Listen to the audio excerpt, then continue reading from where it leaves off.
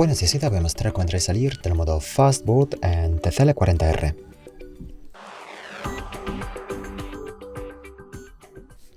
Para eso, apagamos el dispositivo. Luego mantenemos presionados el botón encendido y subir el volumen a la vez.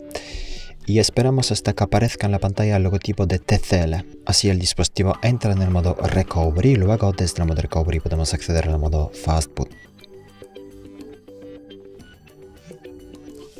Para navegar en este modo usamos los botones subir y bajar el volumen, confirmamos con el botón encendido.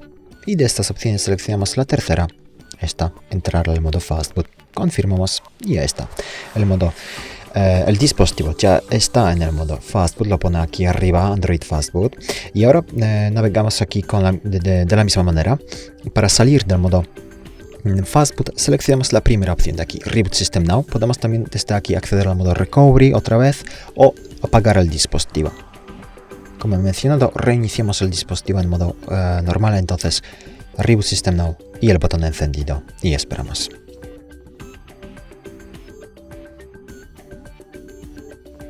Y como ves, así acabamos de salir del modo Fastboot sin problemas.